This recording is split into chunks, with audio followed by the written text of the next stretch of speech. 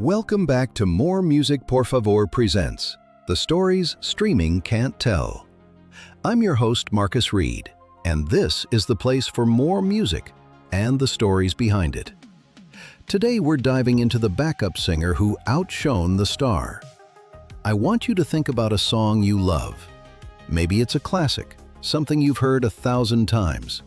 The melody hits, the chorus opens up, and there's that voice. The one that reaches right into your chest and squeezes. Now, do you know whose voice that actually is? Because here's what the industry didn't want you to know. Her voice is on songs you love, but you've never heard her name. To understand this story, we need to go back to the 1960s, when the recorded music machine was just figuring out what it wanted to be. Session singing was the hidden engine of the entire industry. While big-name artists were being groomed for stardom, photo shoots, interviews, TV spots, the actual voices on those records were often hired guns. Singers brought in for a few hours, paid a flat session fee, and sent home. No royalties, no writing credits, no callbacks. The system had a name, work for hire, and it was legal. Completely, coldly legal. You signed over all rights to your performance the moment you cashed that check. Now, there were hundreds of session singers, but there are a handful whose voices you know better than you know your own family members' voices. And one name rises above all others when you talk to the people who were actually in those studios. Darlene Love. Born Darlene Wright in 1941 in Los Angeles, she was a preacher's daughter with a voice that could rattle the windows of a church. By the early 1960s, she was singing with a group called The Blossoms, one of the most in-demand session groups in Hollywood. And then she crossed paths with Phil Spector. If you know anything about music history, you know that name carries weight. Spector was the architect of the Wall of Sound, that massive orchestrated production style that dominated pop radio in the early 60s. He was brilliant, he was controlling, and he saw in Darlene Love something extraordinary. But here's where the story takes its first dark turn. In 1962, Spector released a song called He's a Rebel, a #1 hit. On the label, the credited artist was The Crystals. But the Crystals weren't even in the room when it was recorded. Darlene Love sang that lead vocal. The Blossoms sang backup. Spector simply put another group's name on it because that's what he had a contract to release. Let that sit for a second. A #1 hit. And the woman who sang it couldn't tell anyone. The economics of session work in that era were brutally simple. A top-tier session singer in the early 1960s might earn $50 to $60 for a 3-hour session. If the song became a hit, didn't matter, you'd already been paid. The label collected royalties. The credited artist collected royalties. The session singer collected nothing. To put that in perspective, He's a Rebel reportedly sold over 1 million copies in its first run. Darlene Love's payment for singing that lead vocal? A flat session fee. We're talking maybe a few $100s total across all her work for Spector in that period. And it wasn't just the money. Think about what it means to hear your voice on the radio and not be able to say a word. To watch someone else do interviews about a song you recorded. To have your mother hear it on the kitchen radio and not be able to say, "That's me, Mama. That's my voice." In a 2013 documentary called 20 Feet from Stardom, which won the Academy Award for Best Documentary Feature, Darlene Love described the psychological weight of it. She talked about cleaning houses in the early 1970s, hearing her own recordings on the radio while she scrubbed someone else's floors, because session work had dried up and she had no royalties to fall back on. That image alone should stop you cold. But Darlene Love's story isn't just personal, it's structural, and it's racialized. The backup singing world in the 1960s and 70s was disproportionately built on the labor of black women. Take Merry Clayton, The woman who sang that spine-shattering scream on the Rolling Stones' "Gimme Shelter." She was called in to record at midnight, still in her hair rollers, pregnant. She gave that performance everything she had.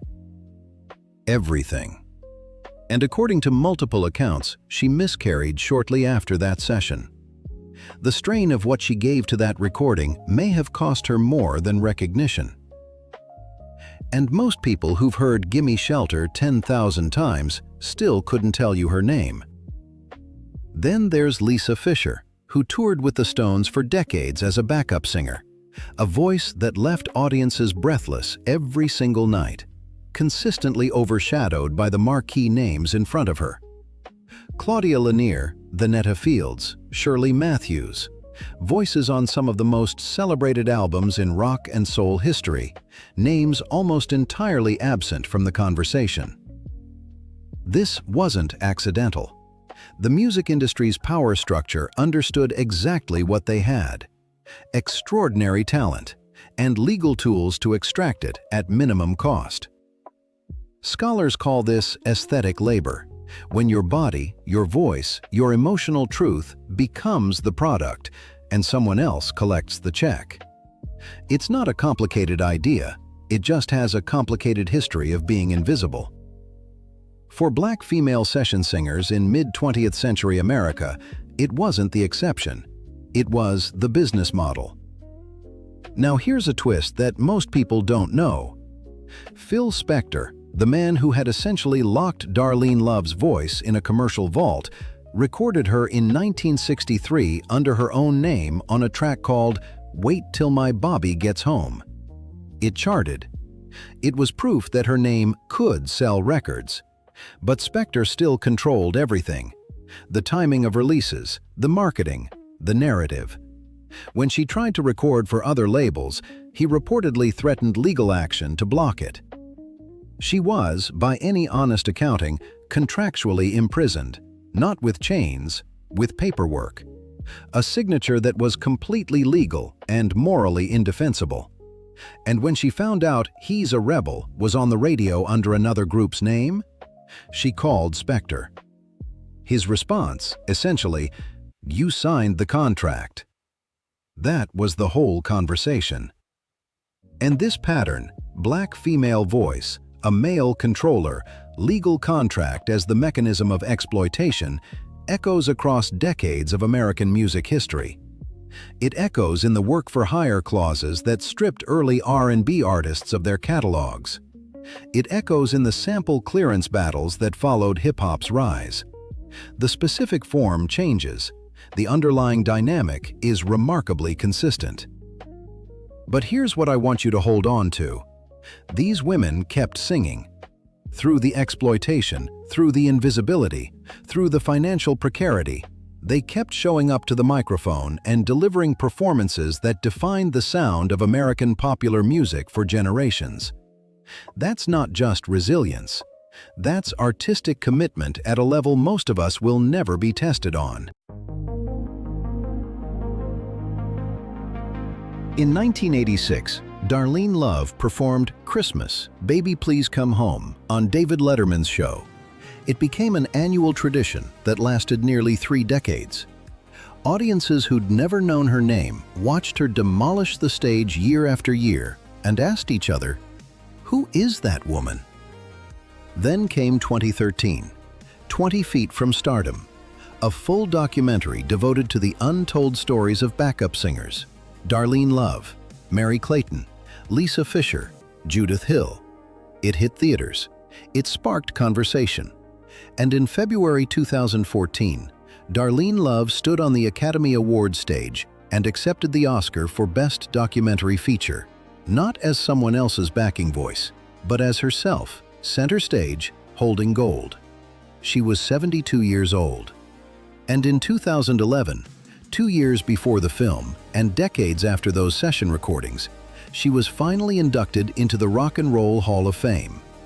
The citation acknowledged what the industry had obscured for 50 years, that her voice was foundational to some of the most beloved recordings in American music history. Justice arrived. Late, but it arrived. for Darlene Love. Others are still waiting, and their voices are still out there, in records you love, carrying a story that hasn't been fully told yet. So what do we take from this? The next time you hear a record, any record, and a voice catches you, reaches you somewhere deep, ask yourself who that voice belongs to. Because the star on the marquee isn't always the artist who moved you. And the people whose labor built an industry deserve to have their names spoken out loud. Darlene Love's story isn't an anomaly. It's a blueprint for how the music industry operated for decades, and in some corners, still does. Recognizing it is the first step to demanding something different. Her voice is on songs you love. Now, you know her name. Before we go, let's talk about last week's Por Favor Fridays. We dropped some incredible new music on February 27th. Afro Groove Nexus dropped The Groove Already Knows, a deep Afro house and Amapiano soul fusion about being pulled toward a rhythm before your mind can name why. After everything we talked about today, that feels right. Some voices just carry you home. Chill Jazz Drift released Make the Darkness Gold, a lo-fi jazz hop meditation born from quiet winter nights where restlessness gradually becomes peace. Snowfall as metaphor, chaos covered in silence. Club Immersion dropped Between the Noise and Nothing, progressive trance built around that 3 a.m. dance floor feeling, where the beat becomes your breath and surrender feels like arrival. And Hallelujah Haven gave us Held in the Quiet, contemporary worship rooted in Matthew 6, for the moment you show up to prayer with nothing formed but the weight of a week you barely survived. There's something about a voice surrendering completely, no performance, just presence, that hits differently after today's story. Check out all 4 releases at moremusicporfavor.com/artists-albums or on our YouTube channel. That's the story behind the backup singer who outshone the star. If you loved this episode, hit subscribe. We drop fresh tracks every Friday and new episodes of More Music Por Favor presents every week. What backup singer performance genuinely stopped you cold? And did you know their name when it happened? Drop a comment and let me know. For me, it was the first time I really heard Merry Clayton's scream cut through on Gimme Shelter. I didn't know her name. I should have. Next week, we're going somewhere completely different, into your brain. Specifically, why millions of people study to lo-fi beats every single day, and what neuroscience says is actually happening in your mind when that vinyl crackle drops. Millions study to lo-fi beats. Science finally explains why it actually works. Gracias y hasta la próxima.